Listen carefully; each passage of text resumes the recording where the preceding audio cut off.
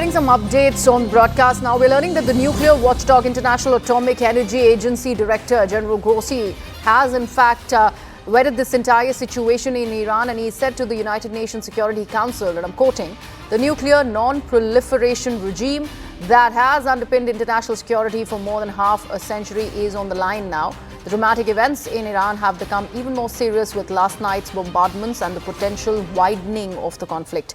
We have a window of opportunity to return to dialogue and diplomacy. If that window closes, he says, violence and destruction could reach unthinkable levels, and the global non-proliferation regime as we know it could crumble and fall. That's a very, very morbid statement, so to speak. My colleague Akanksha Swaroop is now joining us on the broadcast. Akanksha, how does one weigh in this statement by the IAEA director, possibly also coming in line with the fact that IAEA so far has not spoken of any radiation leak after the US attacks?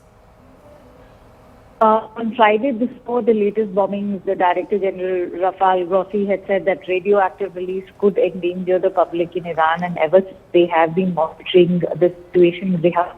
And yes, you are right in saying that so far there has been no radioactive leak, but the IAEA is very much aware that this is a developing situation, and they will have to keep a hawk's eye on all those nuclear facilities that have been attacked by the United States. They all are extremely critical, with all three of them having some very high uranium enrichment levels. And that is why it's important to also understand that the IAEA has been calling for a crisis meeting at the Vienna headquarters, especially after the US bombings on Iran's nuclear sites. And as the Director General Grossi has also demanded that there should be a crisis meeting after US attacks. Concerns are now growing over the status of the NPT, or the Non-Proliferation Treaty. There are many who are now of the view that there is a good possibility that Iran may just exit the NPT.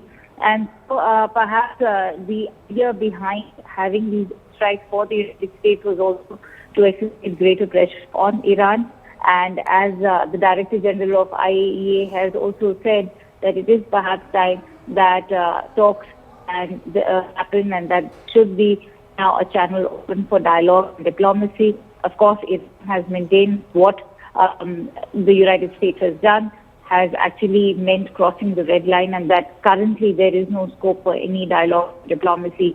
But the fact that the Indian foreign minister is in Russia, meet the Russian president, also indicates that could be a channel for dialogue and diplomacy that could be pursued by the Russian president, given that he is a good officer with the Israeli Prime Minister as well.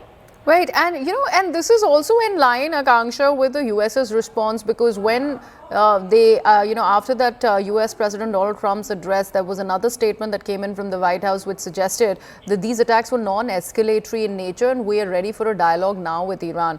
But is that really a remote possibility, considering the kind of stance that Iran now will be taking? And is this not, like you rightly mentioned, for it to exit the NPT a total possibility, and also further risk of proliferation?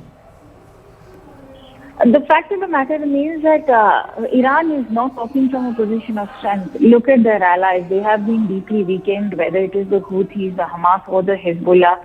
At the same time, they have threatened to block the Strait of Hormuz, which, as we all know, is a very important, crucial strait that also exports 40 to 50% of the world's oil and energy needs.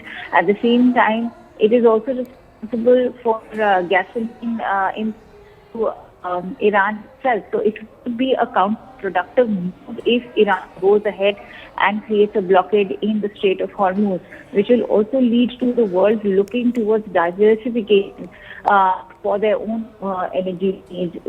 That could bring in profit for the countries like Russia or even Western Africa. So where is Iran standing in terms of its options right now is a very critical question. Does it have the strength to sort of escalate conflict for they are aiming a barrage of missiles on Israel, but what are the options for Iran? Right. Akanksha, I request you to please stay on with us.